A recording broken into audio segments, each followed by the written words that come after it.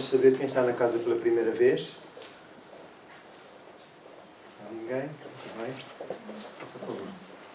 Está uma pessoa. Quem? No final estamos... Quem é? Bem-vinda. No final estamos disponíveis para qualquer esclarecimento que pretenda. Então, vamos iniciar o nosso trabalho com uma leitura do livro Fonte Viva do Espírito Emmanuel, o médium Francisco Cândido Xavier. E o título da mensagem é Tendo Medo. Que é um comentário, um excerto do Evangelho de Mateus, no capítulo 25 e versículo 25. Emmanuel comenta: na parábola dos talentos, o servo negligente atribui ao medo a causa do insucesso em que se infelicita. Receber a mais reduzidas possibilidades de ganho, contar apenas com um talento e temer a lutar para valorizá-lo. Quanto aconteceu ao servidor invigilante da narrativa evangélica, há muitas pessoas que se acusam pobres de recursos para transitar no mundo como desejariam. E recolhem-se à ociosidade, alegando o medo da ação. Medo de trabalhar, medo de servir, medo de fazer amigos, medo de desapontar, medo de sofrer, medo da incompreensão, medo da alegria, medo da dor. E alcançam o fim do corpo como sensitivas humanas, sem o mínimo esforço para enriquecer a existência. Na vida, agarram-se ao medo da morte. Na morte, confessam o medo da vida. E, a pretexto de serem menos favorecidos pelo destino, transformam-se gradativamente em campeões da inutilidade e da preguiça. Se recebestes, pois, mais rude tarefa no mundo, não te atemorizes à frente dos outros e faz dela o teu caminho de progresso e renovação. Por mais sombria que seja a estrada a que foste conduzido pelas circunstâncias, enriquece-a com a luz do teu esforço no bem, porque o medo não serviu como justificativa aceitável no acerto de contas entre o servo e o Senhor. E procurando que a nossa alma, que a nossa mente se dilate em favor da causa do bem no mundo, em favor da humanidade. Estes são momentos de recolhimento, de interiorização, de harmonia e paz. A imagem de Jesus surge-nos na mente para melhor nos podermos concentrar e entregar o nosso desejo em oração singela ao amigo incomparável e a Deus nosso Pai. Mestre querido, Pai amado e Senhor da vida, sentimos-nos infinitamente gratos e felizes pela oportunidade do dia, da reunião em que nos integramos em espírito de serviço, doando de nós o melhor que podemos em favor do bem, em favor daqueles que sofrem e por quem te rogamos, Senhor, em particular. As crianças, os jovens, os idosos, os toxicodependentes, os suicidas e aqueles que os rodeiam. Como a mensagem introdutória de Emmanuel nos alerta, repletos de medo, medo de agir, medo de viver. Dá-nos ânimo, Senhor.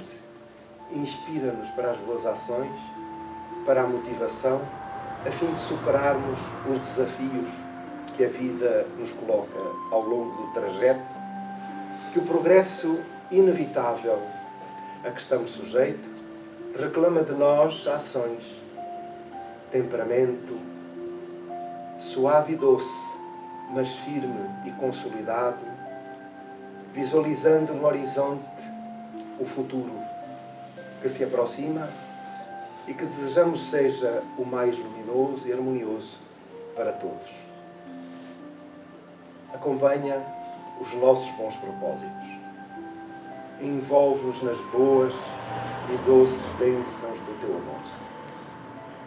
Pedimos-te por aqueles que são a fonte da nossa preocupação, familiares ou amigos, próximos ou distantes.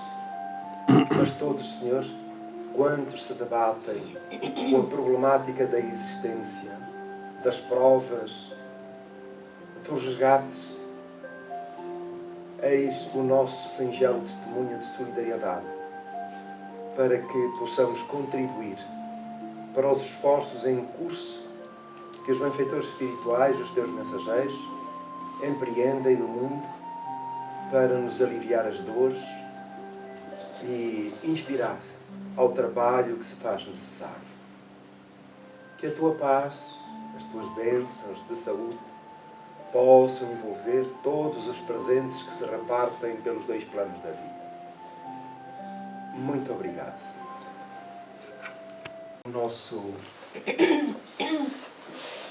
O nosso primeiro slide, a primeira imagem, em memória de Divaldo Pereira Franco, a quem o movimento espírita no mundo tanto deve, em particular em Portugal, pelos esforços ingentes ao longo do tempo para a divulgação da doutrina, para a união do movimento espírita português, enfim, visitando, percorrendo os 5 continentes, levando a mensagem da Boa Nova, da doutrina espírita, para que um novo capítulo se abra para a humanidade de forma mais consistente e consolidada, em busca daquilo que, no fundo, é o que perseguimos. A paz, a harmonia, mas, sobretudo, a consciência e o dever que nos compete na vida diante dos desafios e das provas a que estamos sujeitos. Assim, aqui fica a nossa memória, a nossa lembrança e a nossa gratidão a Divaldo Pereira Franco, que fez 99 anos no passado dia 5 de maio de 1927, foi o nascimento dele. E, portanto, foi esta semana que comemorou o seu aniversário. E aqui deixamos esta nota de gratidão e de lembrança, já que permanece tão vívido nas nossas recordações. Muito bem. Nós continuamos com o livro O Céu e o Inferno, que tem como subtítulo A Justiça Divina segundo o Espiritismo. Estamos na segunda parte, no capítulo 3, e desta feita, no setor, na parte Espíritos em Condições Medianas. Este capítulo é dedicado às comunicações dos espíritos em grupos mediúnicos. Já se aqui apresentaram várias comunicações de espíritos felizes. Estamos agora no capítulo dos espíritos medianos e depois passaremos logo mais adiante para o capítulo das comunicações ou dos espíritos infelizes.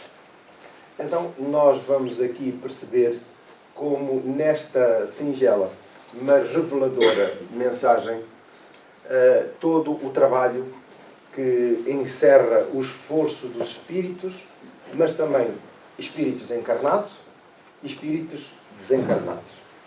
Então, vamos adiante. Se houver alguma dúvida, agradecemos que nos a coloquem para podermos esclarecer.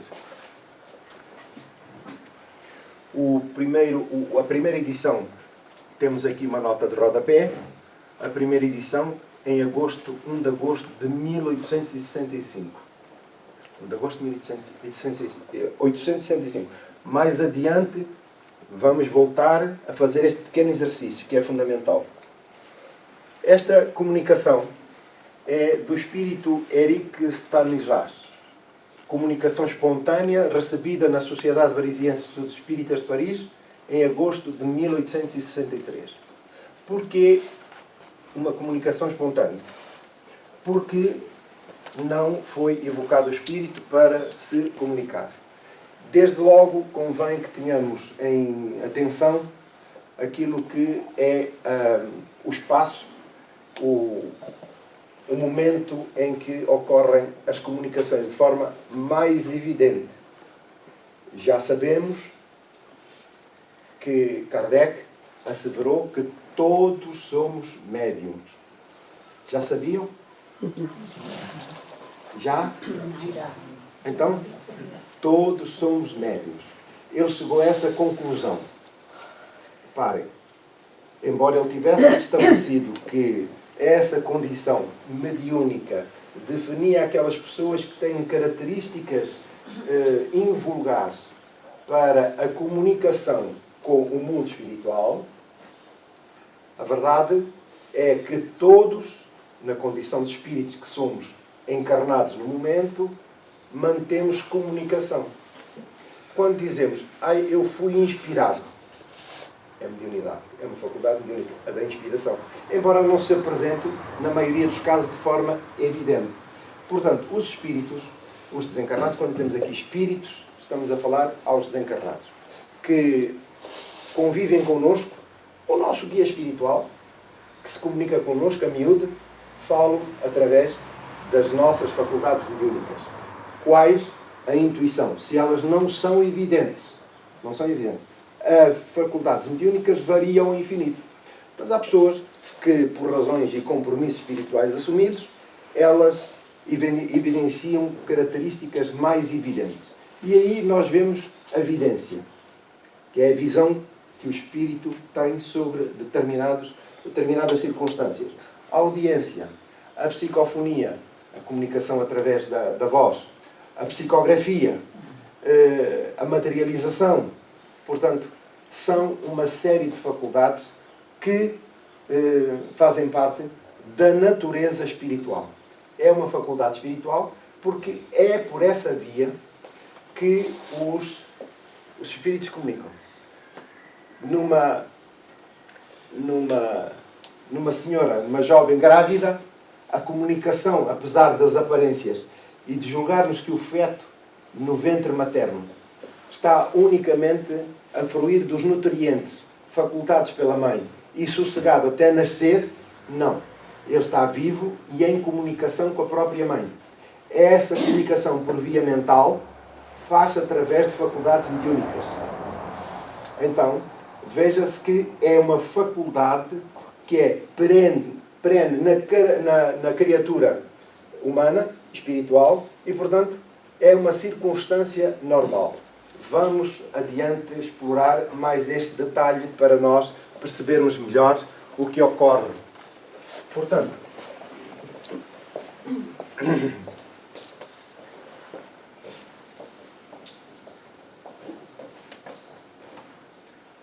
então, este espírito começa por dizer: que ventura nos proporcionam as emoções vivamente sentidas pelos valorosos corações, ó suaves pensamentos que vindes abrir o caminho da salvação a tudo o que vive, que respira material e espiritualmente. Então, é comunicação mediúnica com estas características, que é o que ocorre nos centros espíritas, mas pode ocorrer, porque a faculdade mediúnica não é propriedade, nem foi, digamos, criada pela doutrina espírita. Ela faz parte da criatura humana. Portanto, até os ateus são portadores de faculdades mediúnicas. Nem têm qualquer conotação com filosofias religiosas ou outras, culturais, científicas, não. Faz parte da natureza humana. E como não podia deixar de ser, na doutrina espírita, por essa razão, aqueles que possuem faculdades mediúnicas, os que desejam, põem em curso o exercício das suas faculdades. Então, normalmente, na casa espírita, desde cedo se começa a preparar a pessoa para eventual desenvolvimento de faculdades mediúnicas que as tenha latentes para isso. Nem todas as impressões mediúnicas estão destinadas ao seu desenvolvimento. Então, eu posso ver, de repente, um vulto que passa. Eu posso sentir uma voz, um fenómeno restrito e momentâneo. Eu posso sentir um espírito que pode tocar. mas isso não revela por si só faculdades mediúnicas estabelecidas para se desenvolver, que é disso que aqui estamos a falar. E, portanto, esse facto, ou esses sintomas, não denotam faculdades mediúnicas para desenvolver. Então, o desenvolvimento das faculdades mediúnicas está dependente da aplicação e da experiência, da prática. E só isso vai permitir saber se esta ou aquela pessoa são portadoras de faculdades mediúnicas evidentes. Estamos a compreender? Então, às vezes pensamos, eu costumo ter uma inspiração. Muito bem. Há quem diga assim, isso são faculdades mediúnicas que você tem. Outras podem dizer, eu sinto às vezes os espíritos e podem ouvir. Isso são faculdades mediúnicas. Então, nós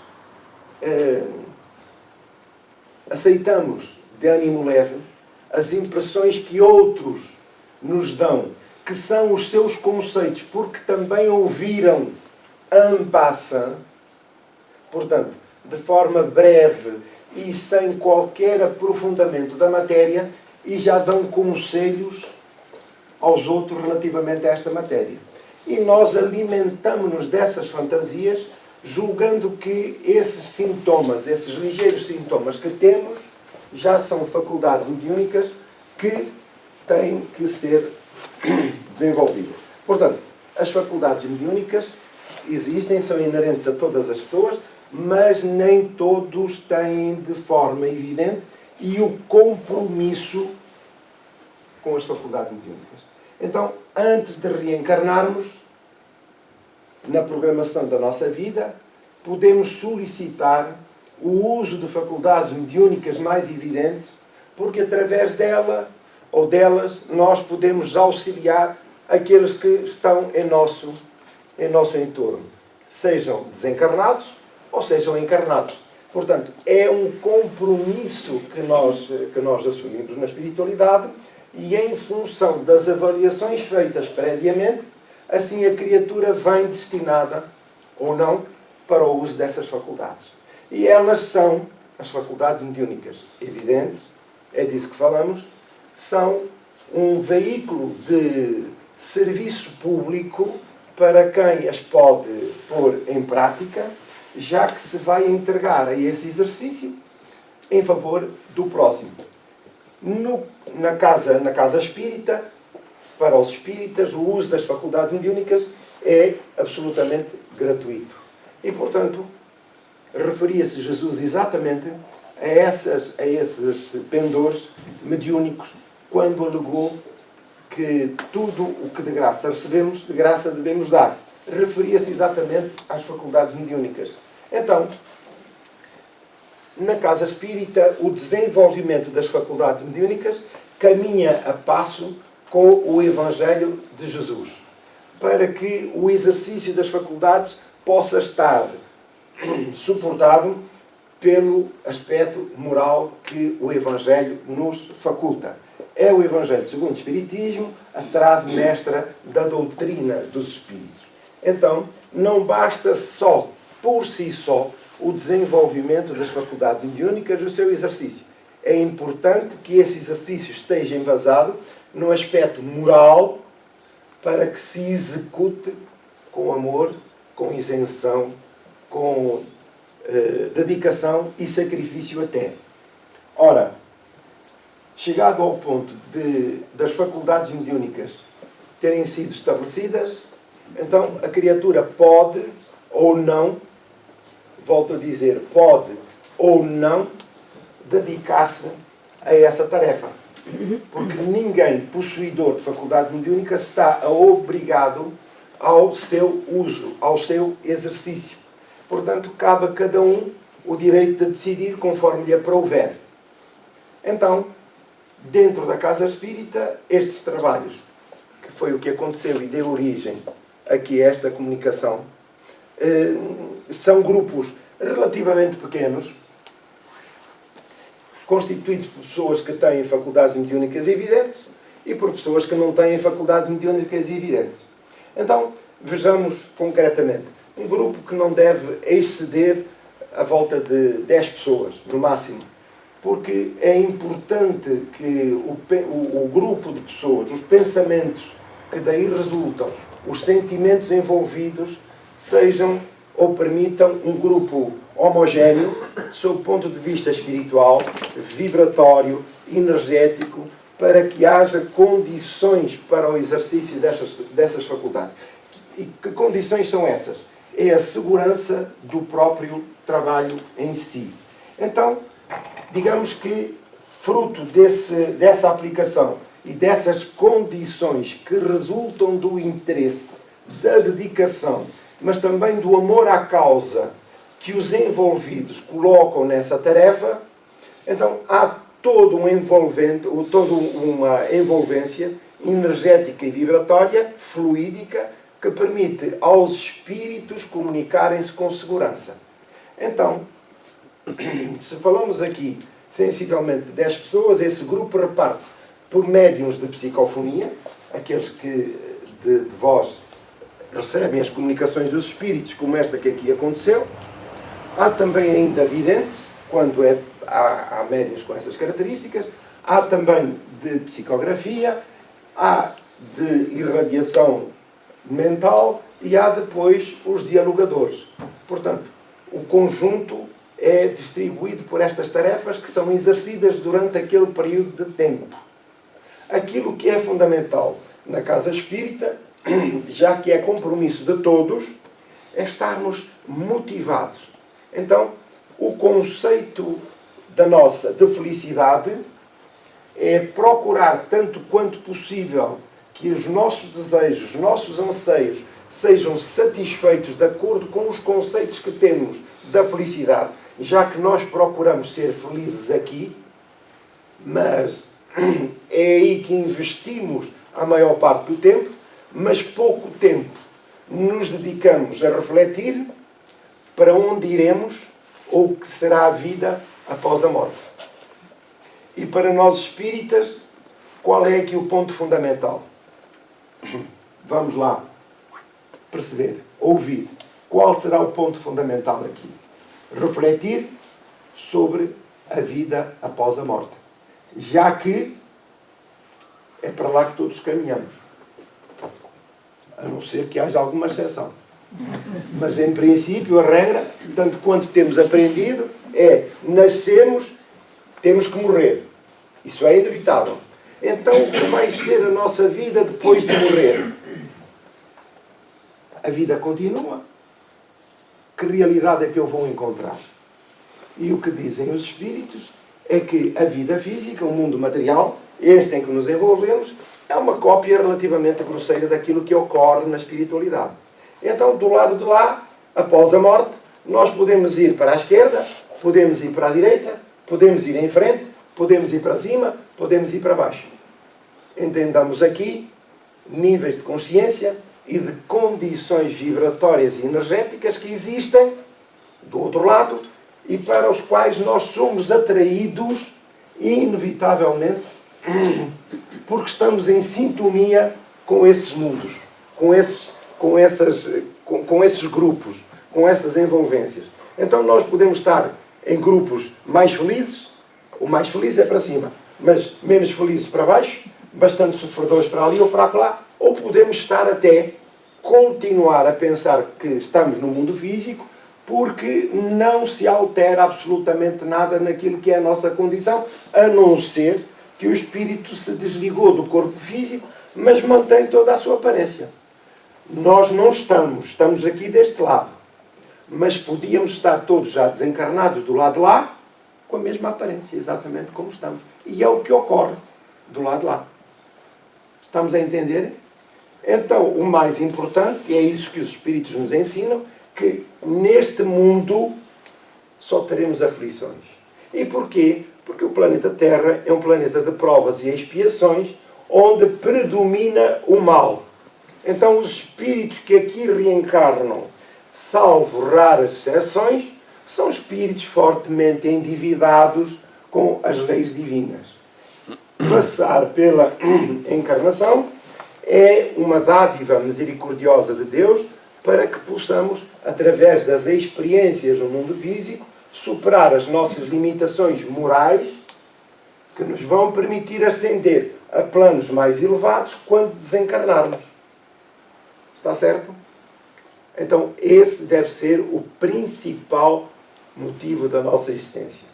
Já que aquilo que consideramos, sob o ponto de vista humano e terreno, a felicidade, ela só nos proporciona, sob o ponto de vista material, emoções que são momentâneas e que passam. Já que a vida é uma roda. Umas vezes estamos em cima, maravilha, somos felizes. E estamos iludidos que ela se vai manter ali. Não vai. A roda vai cair. Vai dar a volta e depois vamos estar em baixo.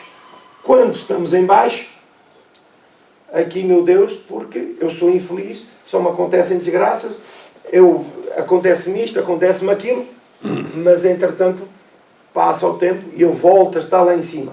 Maravilha. Ai, isto sim, isto é que é vida. Mas a roda continua a girar. E quando chega outra vez cá abaixo, ai meu Deus, que isto está outra vez mal. Então onde é que eu vou? Onde é que eu vou? Vou ao centro espírita, vou ao médium, vou à igreja, vou aqui, vou tratar de umas macumbas, vou ao Pai de Santo, tentar meter umas cunhas lá em cima para aqueles problemas serem todos ultrapassados, para que eu possa viver feliz de acordo com os meus parâmetros terrenos. Quais são esses parâmetros? Não quero ter problemas de saúde, não quero ter problemas com a família, não quero ter problemas com o emprego, tudo. Sintetizando. Areia branca, mar azul e muito sol a brilhar. É o nosso conceito de felicidade. Mas a vida não está constituída assim. E nós chegamos ao outro lado e depois surpreendemos-nos. Surpreendemos. Muito bem. Então, é só para nós percebermos que o mundo físico é uma aparência. E o sofrimento em si, aqui no mundo físico, o sofrimento em si, não é, per si, uma nota de elevação moral. A elevação moral caracteriza-se pela forma superior, sob o ponto de vista moral, como eu encaro e vivo os meus desafios. O que é que, quando se fala da fé, o que é para nós a fé em Deus? Já pensaram? O que é a fé em Deus? Confiança e crença. Confiança irrestrita em Deus. Porque Deus sabe. Jesus anunciou: olhai que não há um único cabelo que caia da vossa cabeça que o Pai não saiba. Portanto, nós estamos submetidos a programas de vida que são autênticos desafios para o nosso crescimento espiritual e moral, para a superação das nossas limitações. Então, é aí que está a realidade da vida. Aqui, enquanto no plano físico, jornadeamos para vivenciar as provas nas quais ou cuja concepção nós participamos antes de reencarnar. Muito bem. E então, vivemos na Terra esses desafios e como é que eu estou a encarar esses desafios? Isto é que é o ponto principal. Tudo o resto, a forma como encaramos esses desafios é fruto não só da minha cultura, mas também das minhas ancestralidades, dos meus conhecimentos ancestrais. Ora, então, aqui estamos a refletir sobre o futuro, aquilo que a vida nos vai projetar para o futuro. E é em função disso, principalmente, que a doutrina espírita divulga e esclarece tudo isto, para que evitemos a surpresa do lado de lá. Então, este espírito que aqui está, neste momento, nós estamos reunidos com o mesmo propósito, que é dialogar, refletir, ponderar sobre as revelações dos espíritos. Ora, em função disso, também, do outro lado, a plateia duplica ou triplica espíritos que estão do outro lado, exatamente para aqui refletirem connosco sobre estas matérias. Então, de acordo com os nossos propósitos, o nosso interesse, o nosso estado íntimo, desperta sentimentos, energias e vibrações que se expandem no entorno do recinto da instituição e que se projetam. E em função dos nossos anseios, do nosso desejo e do interesse solidário, não o interesse egoístico. Porquê? Nós trazíamos da antiguidade a ideia que estávamos formatados quando podíamos viver, porque a maioria das pessoas esteve vinculada à Igreja Católica e podia-se pecar. Mas depois íamos tomar o Senhor e o padre, no confessionário, dizia: rezas 1 terço, 2 terços, um rosário, 2 Ave Marias, faz isto, faz aquilo, acende uma velinha, vai a pé a Fátima, faz isto, aquilo. Estou quito. Volto a pecar. Vou outra vez ao padre e o padre diz: sim senhor, vais tomar o Senhor, estás perdoado, e mais uma velinha, mais uma romaria, mais uma ida à Fátima a pé, volta, o pecado está superado. E assim sucessivamente. Mas o núcleo, o aspecto moral da questão do indivíduo não se alterou. Porque ele está a viver a sua fé de uma forma pagã. Não reflete para o interior, mas para o exterior, para atender às suas necessidades, enfim, materiais. É uma reprovação? Não. Cada um está no ponto em que está e temos que respeitar tudo isso. Mas nós herdamos esse património e chegamos à doutrina espírita. E então substituímos o Senhor, a hóstia, pelo passe. Nós temos uma dor de cabeça, temos uma má disposição, queremos ir ao passe. Nós temos uma indisposição, temos isto, queremos ir à desobsessão, porque de certeza que trazemos uma série de espíritos obsessores atrás e nós somos as vítimas daqueles todos. E, portanto, trazemos esse hábito, mas não cuidamos de interiorizar os conceitos. Porque, aqui no caso em concreto, é o conhecimento que nos vai permitir libertar desses grilhões que são ancestrais, esses hábitos. Isto é, sair de uma ponta, viajarmos 180 graus para outra. Então, nós deixamos de transferir as nossas responsabilidades de outrora que entregávamos ao padre, que entregávamos à hóstia, que entregávamos às velinhas que nós acendíamos aqui e acolá, para assumirmos o nosso destino de forma consciente nas nossas mãos. Então, deixamos de ser aqueles que éramos e passamos a ter agora confiança irrestrita em Deus, porque sabemos que a nossa vida é um projeto superior, divino e eterno. E compete-nos a nós superar as nossas limitações se quisermos alcançar esses patamares mais elevados. Tudo o resto ficará na poeira do tempo e da história. Estão a entender? Os nossos fatos, mais ricos ou mais pobres, os nossos carros, as nossas casas, todos os nossos bens e até os nossos familiares, ficarão na poeira da história. E os nossos familiares porquê? Porque cada um de nós vai estar no sítio que lhe é próprio. E o nosso familiar pode estar mais acima ou pode estar mais abaixo. Também pode estar ao nosso lado, se estiver exatamente no mesmo nível. Mas pode acontecer isso. E de repente a pessoa vê-se só porque não cuidou do seu futuro. Não procurou interiorizar os conceitos. Estamos a falar para os espíritas, para nós. Interiorizar os conceitos. E procurar descobrir caminhos, desbravar caminhos. Que caminhos são esses? Os caminhos da minha alma. Cheios de urzes, cheios de... Aqui é uma erva muito, muito corrente, que agora... Hã? Daninhas? Não. Não. As São urtigas. urtigas. Cheio de urtigas e nós, do lado de lá, até nos habituamos a andar com as urtigas, já não ligamos nada à dor que sentimos com as urtigas. Porque acomodamos-nos. Porque a mente se encontra fechada sobre si própria. Porquê?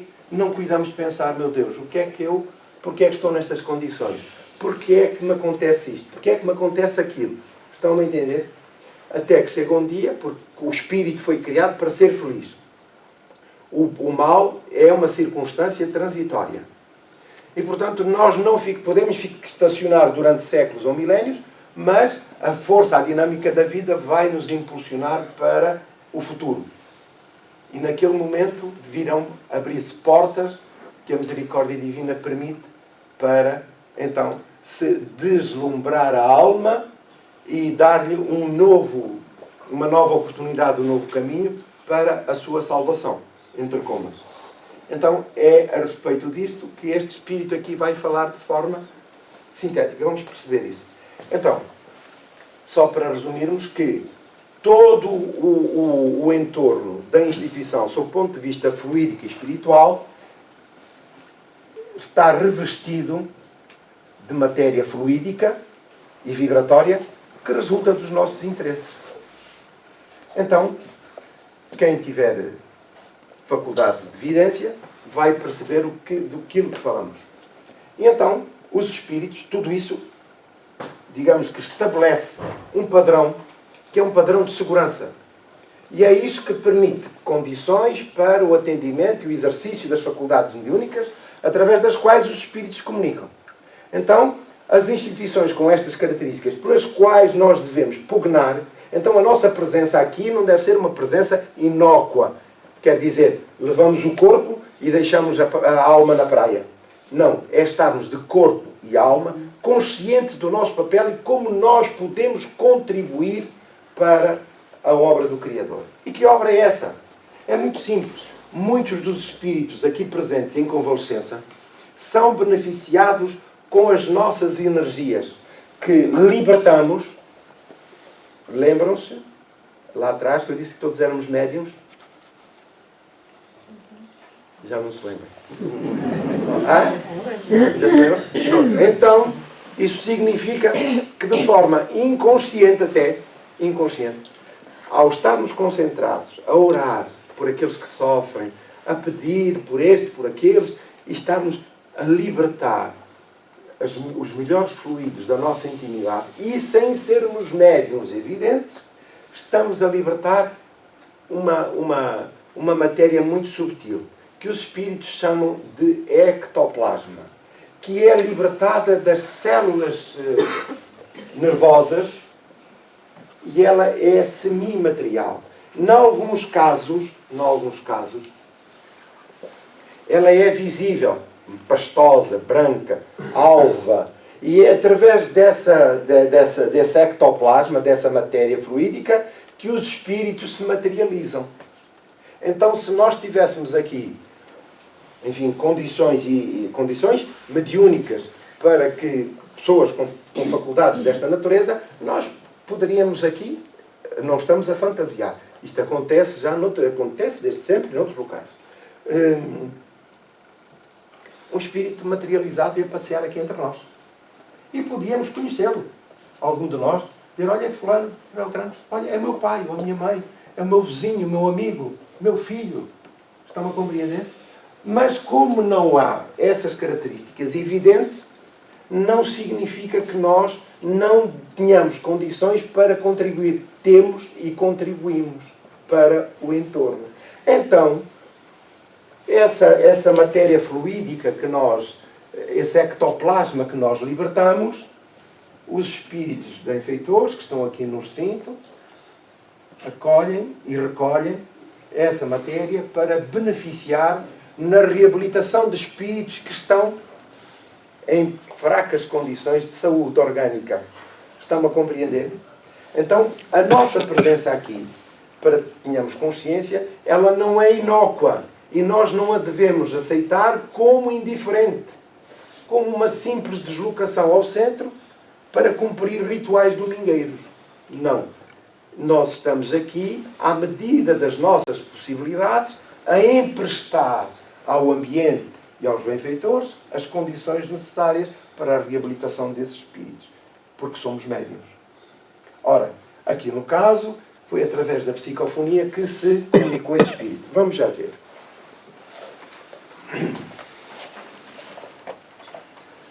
Alguma dúvida que tenha ficado? Não. Muito bem, então vamos adiante.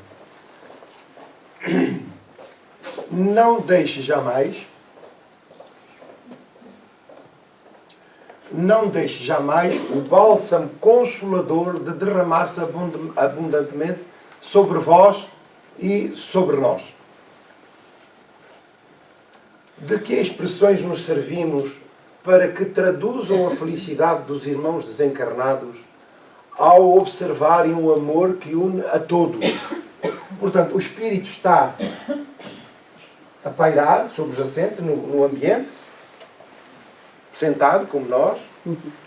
Ora, reparem que o que ele diz aqui. Ao observarem, os Espíritos estão, aqueles que já têm condições para o observar, diz ele, que de que expressões nos servimos? Reparem que se sente demasiadamente pobre para classificar aquilo que vê no ambiente e como são beneficiados por isso, para que traduzam a felicidade dos irmãos desencarnados ao observar o amor que une a todos. Onde é que isto ocorreu? Vou repetir. Onde é que isto ocorreu? Na cidade espírita. Numa casa espírita, não é? Num ambiente, num grupo mediúnico. A mensagem que eu recebi da espírita. Mas é no grupo mediúnico. Não foi aqui. Foi no grupo mediúnico. Na Sociedade Parisiense de Estudo Espírita. Mas, em função daquilo que já explicamos anteriormente, embora não seja aqui evidente a comunicação de qualquer espírito, mas esta expressão aqui pode ser aplicada também ao que os espíritos aqui observam e do que se beneficiam em função dos nossos sentimentos e da nossa concentração no auxílio. Quer dizer, nós saímos de nós, do nosso ego, dos nossos interesses particulares, para nos doarmos em favor do próximo, através da oração, da vibração mental, espiritual, emocional, em favor daqueles que sofrem, já que a Assembleia se reparte pelos dois planos da vida. E mais, há no ambiente diversos departamentos e há espíritos aqui acomodados em reabilitação. Espíritos em reabilitação, que são atendidos nos trabalhos específicos e depois mantidos nestes cômodos, nestes aposentos, beneficiando-se das energias do ambiente, que são o resultado da nossa solidariedade e do amor à causa, isto é, à causa do bem. Estão a entender? Para explicar que aquilo não é uma exceção, mas é uma regra desde que nós queiramos. Então, a nossa presença aqui é para esse objetivo também, embora não tenhamos essa noção imediata.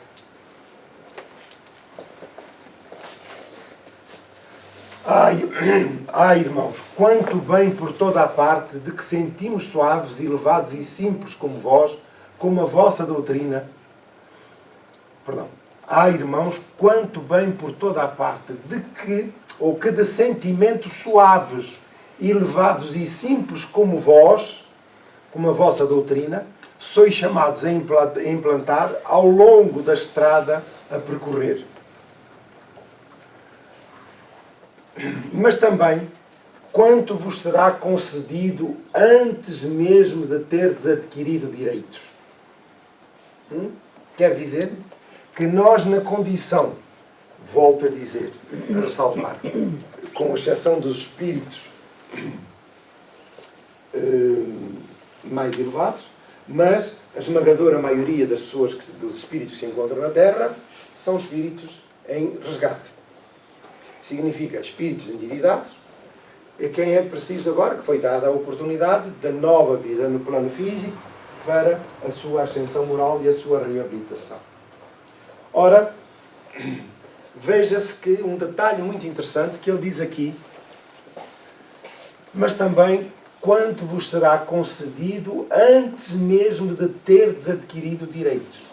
Quer dizer, apesar de nós, mais lá adiante, através do processo evolutivo, conquistarmos direitos, méritos e créditos até, já na presente encarnação, nós podemos ver suavizadas as nossas dores em função dos nossos valores morais e da aplicação que fazemos desses valores quando procuramos ser solidários, não só na ação direta com aqueles que nos envolvem, mas também com os desencarnados, quando oramos pela paz no mundo, pelos doentes, por aqueles que sofrem dramas terríveis.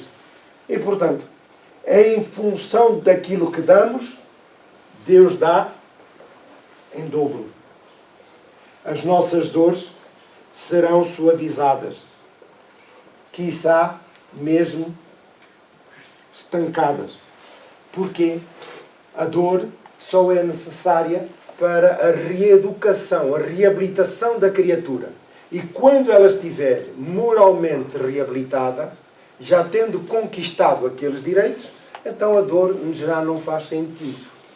Mas se mesmo assim o nosso programa obriga à manutenção das dificuldades, essas dificuldades serão atenuadas em função daquilo que dermos aos outros em amor, em dedicação.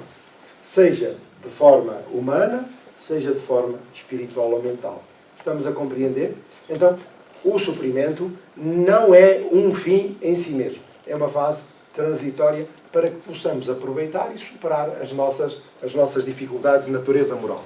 Portanto, o espírito aqui é muito pertinente nesta matéria. Assisti a tudo quanto se passou esta noite. Portanto, ele está no ambiente espiritual e está a assistir ao trabalho que se está a desenvolver. É o que ocorre aqui também. Ouvi, compreendi e vou procurar cumprir o meu dever e instruir a classe dos espíritos imperfeitos. Veja-se. Quer dizer, ele era um espírito ainda bastante atrasado, sofredor, que vagueou pela erraticidade dos mundos inferiores. Entretanto, a misericórdia divina permitiu-lhe uma nova oportunidade. Quando já ele estava em condições de perceber quem era e o que devia fazer e as razões pelas quais se encontrava naquelas circunstâncias. Porque muito do sofrimento pelo qual nós passamos não tem necessariamente a ver com questões de vidas pretéritas. Tem a ver com o nosso presente. Com o nosso presente. Eu já sei que nós não somos teimosos, mas nós gostamos de tudo ao nosso jeito. Não é verdade? Não é? Então, e como é difícil nós aceitarmos isso e partilharmos solidariedade com os outros. Então, tudo resulta, na maioria dos casos, da nossa teimosia, da nossa persistência em superar o nosso egoísmo, o nosso ego. E é aí que reside a fonte das nossas dores. Quando saímos do ego para o self, isto é, para a amplidão do mundo, da vida, as nossas dores começam a baixar. E as provas mantendo-se, elas são mais suaves. E sempre que a nossa disposição de mudança se concretiza, a vida, os benfeitores espirituais, acionam mecanismos e auxiliam-nos permanentemente para que saibamos superar e consigamos alterar aquilo que tem sido a nossa vida e as nossas provas. Para melhor. Muito bem. Então, vamos adiante. Ouvi ele a dizer para as pessoas, eu estava longe de ser feliz, abismado na imensidade, portanto, perdido pela erraticidade, pelos mundos inferiores de sofrimento, por aquilo, utilizando uma palavra muito comum, por aquilo que são os infernos, na vida inferior. E foi aí que este espírito se manteve durante N tempo. Podiam ser dias, meses, séculos ou milénios. Portanto, no infinito, os meus padecimentos eram tanto mais intensos quanto difícil me era compreendê-los. Também tinha o ego um bocado avantajado. Não admitia outra possibilidade. temos sempre razão, não temos? Temos sempre razão. E como nos custa perder a razão? Porquê? Porque até o hábito instalado é da impulsão. Qualquer coisa que nos perguntam, nós damos logo uma resposta. Temos resposta para tudo. Agora vamos ver se ela foi correta ou não. E há danos, isso resulta exatamente pelo ego que nós alimentamos para satisfazer a ideia de superioridade, de bem-estar, porque afinal de contas eu imponho-me aos outros. Não partilho com os outros, imponho-me aos outros. E casos há, quando, até na família, se for uma criança, não é? Oh pai, mas tu disseste há bocado, está calado, leva já. E a esposa tem que sujeitar, a esposa ou o marido, porque também há esposas que são um bocado essa, não é? Não são só os homens, é. Mas há sempre estes conflitos, porquê? Nas nossas convivências, por causa do nosso ego. Ora, aqui é o caso. Quando o nosso ego pretende, ou melhor, quando nós pretendemos alimentar continuamente o nosso ego, a ideia de que nós somos vítimas das circunstâncias, até do nosso estatuto, ou são até do nosso estatuto. Quantos são aqueles que aparecem que na Terra tiveram estatutos culturais, políticos, empresariais, de topo? Recordo-me, eu recorro muito a esta informação, a esta revelação, porque ela caracteriza isso. Um dia num trabalho, num diálogo com um espírito que estava, de facto, teimoso, empedernido, muito persistente nas suas ideias, depois, através do diálogo, da explicação do que era, do que não era, a vida, né? No fim o espírito reconheceu que, de facto, fazia sentido. Foi juiz na Terra. Foi juiz na Terra. A expressão dele. Então, eu dediquei toda a minha vida na Terra a estudar para chegar onde cheguei e agora tenho que reconhecer que tudo aquilo que eu estudei, que eu aprendi, face à vida e à conversa que estamos a ter, não me valeu de nada. Não me valeu de nada sob o ponto de vista espiritual, entendamos. Isto é avassalador. O espírito sente-se vazio. Vazio, completamente.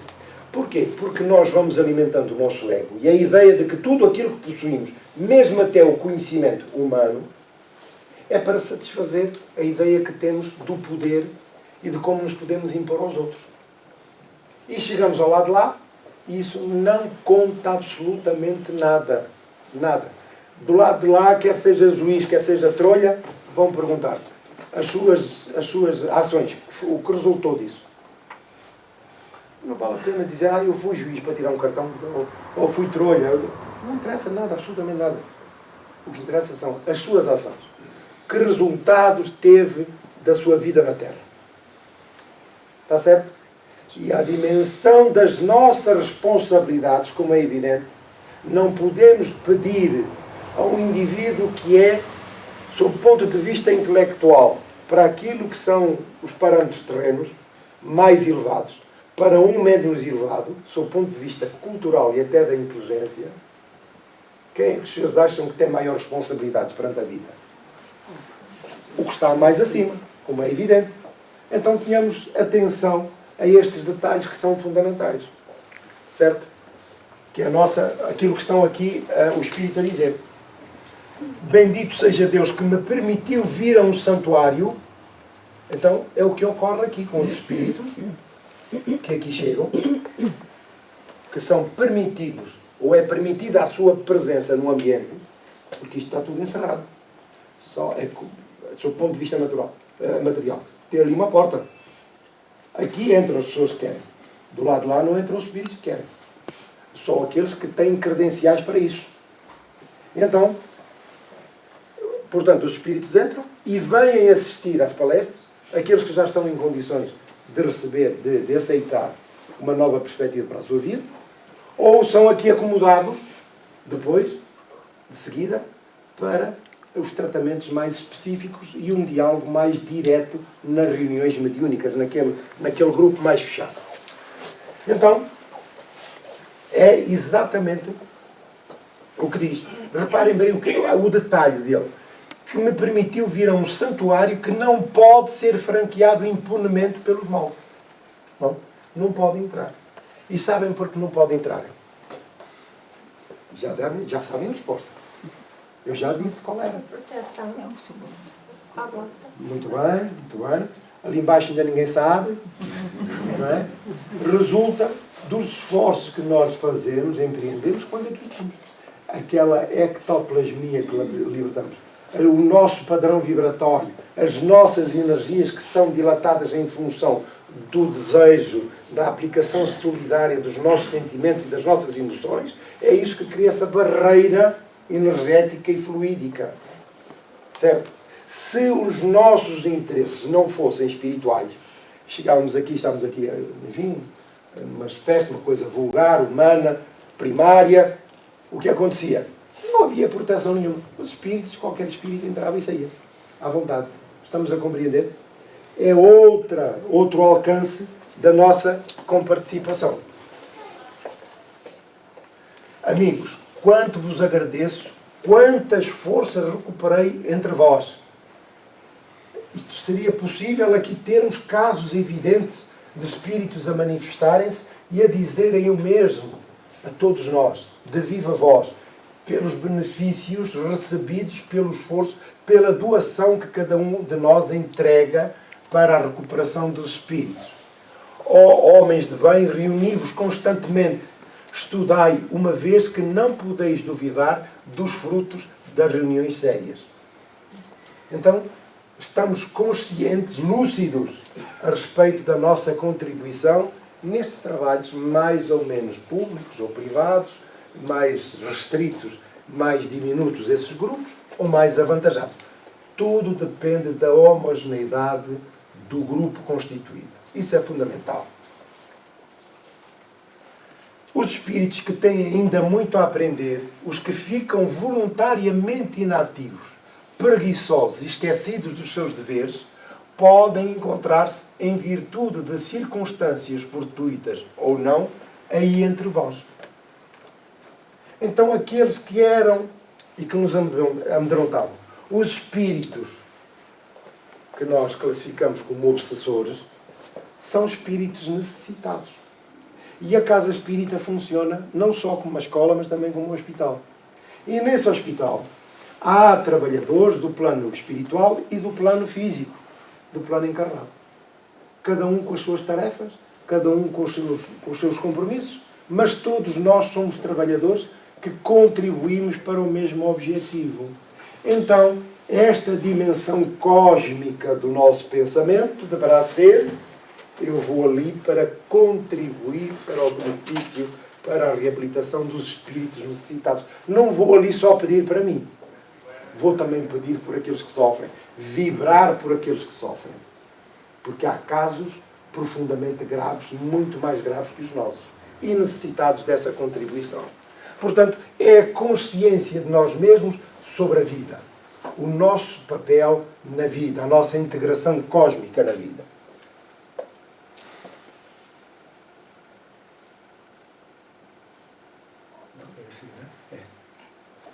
E então, fortemente tocados, quantas vezes é-lhe dado, reconhecendo-se, entreverem o fim, o objetivo cobiçado, ao mesmo tempo que procurarem, fortalecidos pelos exemplos que lhes dais, os meios de fugir ao penoso estado que vos avassala.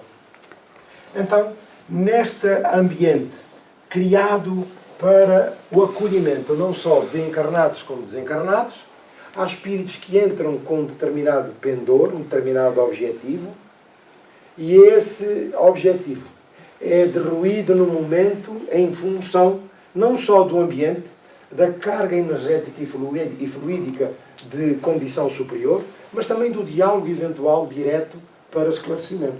Então, veja-se que o espírito que aqui chega, que é um espírito doente, a maldade não faz parte dos códigos da vida. Faz parte das nossas más opções. É da nossa exclusiva responsabilidade. Porque aquilo que é a tónica dominante da obra divina e das suas leis é o amor e a misericórdia. E, portanto, tudo o que saia daí é da nossa exclusiva responsabilidade e nós temos que responder por isso. Então, vejamos que estes espíritos não só são espíritos maldosos, porque são ignorantes. E é nessa condição que aqui chegam. E recebem esclarecimento e orientação e mudam o seu foco e as suas intenções. Digamos que são a ovelha tresmalhada da parábola do Evangelho. Portanto, o pastor sempre estará preocupado com a sua ovelha que se tresmalhou e dar-lhe-á sempre as melhores condições para a sua reabilitação. E o que dizia ele, no Evangelho? Que haverá sempre festa nos céus quando um pecador se arrepende. Então, é para esse objetivo que todos nós devemos trabalhar, como espíritas, conhecedores da matéria e perfeitamente integrados no espírito da mensagem. Com grande satisfação, constituo-me intérprete das almas sofredoras, porquanto é um homem de coração que na certeza de ser, ou homens de coração que na certeza de ser repelido. Não, aqui não está bem. Que na certeza de ser repelido. Portanto, ali o que não houve aqui um lapso. Portanto, o que ele quer dizer é que chega aqui e tem a certeza que não vai ser repelido. Porquê? Nós deixamos de olhar para um espírito necessitado como o demónio. Porque o demónio não existe. E muitos destes espíritos sofredores, dizem-nos de viva voz: tu agora estás aí com essa retórica toda, mas tu também fazias parte aqui do nosso grupo há uns anos atrás. Já viram? Então, isto é muito sério e grave. E porquê? Eles colocam-nos ali, no plano mais baixo, para nos colocarem, digamos que diante do nosso ego, que às vezes nos iludimos que por sermos espíritas nós estamos salvos e que já somos doutores em espiritismo. É mentira. Então, é fundamental percebermos que nós não estamos tão longe da retaguarda como pensamos, até pela questão do espírita. Então, como há pouco dissemos, quando relatámos a experiência do juiz, da conversa com o juiz, aquele a quem muito se deu, não sabem a tabuada. A quem muito se deu, muito se pedirá. Não é verdade? A quem muito se deu, muito se pedirá. Então, tenhamos isso em linha de conta.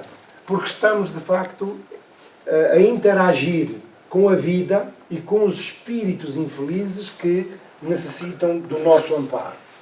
Ainda uma vez mais aceitai, pois, homens generosos, a expressão do meu reconhecimento em particular e em geral de todos a quem tanto bem tendes feito, talvez sem o saberdes. Então, este sem o saberdes é de uma magnitude extraordinária. Porque nós estamos normalmente detidos nos nossos sentidos materiais. E nós gostaríamos de ver os espíritos. Nós gostaríamos de ver isto ou de ver aquilo. Os efeitos das nossas ações, dos nossos apoios, do nosso desejo, mas eles próprios se encarregam de dar esse reconhecimento e esse testemunho e dizem mais, sem saberdes. É o que ocorre aqui connosco. É o que ocorre aqui connosco. De facto, nós, através da razão, penetramos no estudo que os espíritos nos facultam, na matéria que nos facultam. Mas se pudéssemos ver a magnitude do que ocorre no ambiente, nós ficaríamos siderados. Porque a dimensão da casa é bem mais ampla, desta e de outras semelhantes, entendamos, é bem mais ampla do que os limites da materialidade. A iluminação, a energia, a ligação, a interligação com planos mais superiores que sequer nós somos capazes de ponderar, de avaliar, de conjecturar. Então, tudo isso é a magnitude da vida para a qual nós contribuímos em função do esclarecimento que possuímos. Então, deixamos de ser pedintes para sermos contribuintes, aqui no caso. O Espírito assina Eric Stanislas. E agora vamos ver, muito breve, aquilo que diz o guia do médium. O guia do médium. No final da reunião, da comunicação, diz assim o guia: meus filhos, este é um espírito que sofreu por muito tempo, transviado do bom caminho. Agora compreendeu os seus erros, arrependeu-se e voltou os olhos para Deus que negara. O ego, a teimosia, a persistência no mal, porque o objetivo era mesmo esse. O objetivo era mesmo esse, que faz parte ainda da cultura dominante entre nós, na Terra. A sua posição não é de um infeliz, porém aspira à felicidade e não sofre mais. Deus permitiu-lhe esta audição para que desça depois a uma esfera inferior, a fim de instruir e estimular o progresso de espíritos que, como ele, transgrediram a lei.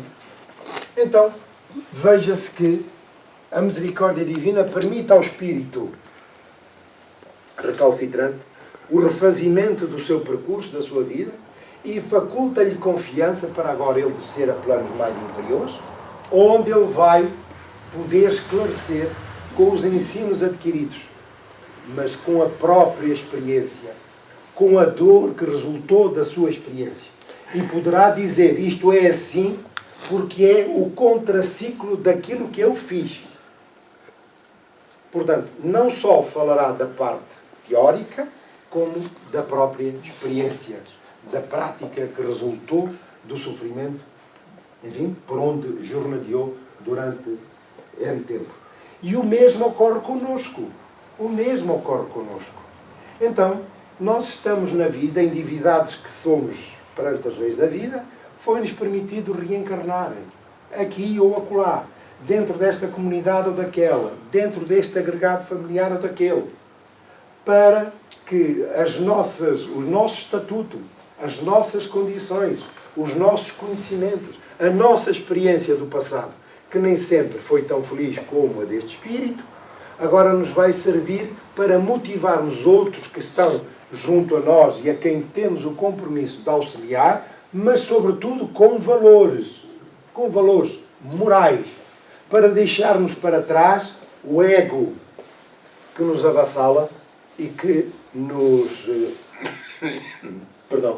espartilha. Essa é a função da vida. Então nós estamos reencarnados, não por mero acaso, mas em exercício de tarefa nos mais diversos setores da vida, quer da vida mediúnica, quer da vida espiritual, quer da vida social ou da vida familiar. Todos nós estamos imbuídos dessas tarefas. E estamos aqui para fazer uso dos nossos recursos morais, dos nossos deveres, para auxiliar os outros também a crescerem espiritualmente, moralmente, já que tudo o resto vai ficar na poeira da história. Está certo? Está certo. Lembramos o caso do juiz, que foi tão honesto e sincero. Então, eu que levei a vida toda a estudar, e diante desta revelação tão simples e neste curto período de tempo, eu cheguei à conclusão que não me valeu de nada para a situação em que me encontro agora. Alguma dúvida? Não. Não há dúvida? Podemos ir para teste para a semana? Sim, sim. Muito bem. Então cá estaremos de novo para a semana, está bem? Muito obrigado pela atenção. O nosso trabalho da manhã e no seguimento de nossas reflexões, unamos os nossos pensamentos, procurando colocar a figura de Jesus na nossa tela mental, e estamos a deixar fluir da intimidade da alma os nossos melhores sentimentos de solidariedade, o nosso testemunho de amor ao próximo. Já que o pensamento é uma força poderosa por si só, mas nós atribuímos-lhe qualidade superior porque da intimidade da alma fluem os nossos sentimentos de solidariedade, de paz e harmonia. Neste momento esquecemos-nos de nós mesmos para servir a causa divina, através deste recurso extraordinário que é a oração. Pai de infinita bondade, aqui nos encontramos, Senhor, conscientes da nossa responsabilidade e compromisso na vida e por isso oferecemos o melhor de nós, tanto quanto nos é possível, para o auxílio aos nossos irmãos, encarnados e desencarnados. Pedimos aos benfeitores que disponham das nossas energias, das nossas emoções, das nossas vibrações, para que os nossos irmãos em necessidade, aqui presentes ou ausentes, possam receber essa doação que prestamos com elevação, com emoção. Mestre querido e Pai amado, a humanidade que se reparte entre os dois planos da vida, passamos por provas excruciantes que anunciaste como parte da seleção natural neste período de transição planetária, porque logo mais a Terra deixará de ser, de ter as características que a definem ainda, onde o mal se sobrepõe com maior evidência, causando tumultos e perturbações. Pedimos inspiração para que nos mantenhamos lúcidos e firmes na disposição de servir no Pai. Inspira-nos, Senhor, para que nos momentos de fragilidade a vossa presença seja o ânimo que nos encoraja a prosseguirmos, apesar das provas tantas vezes rudes, mas abraçamos, Senhor, com coragem e determinação, porque vislumbramos o futuro já, para além da linha do horizonte da vida. Abençoa, Senhor, todos os presentes e aqueles que se encontram doentes, que são do nosso conhecimento, emprestamos o melhor de nós para a sua reabilitação, a sua convalescença. Pedimos assim licença para o encerramento do trabalho da manhã, agradecendo ao Senhor todo o amparo dispensado. Muito obrigado.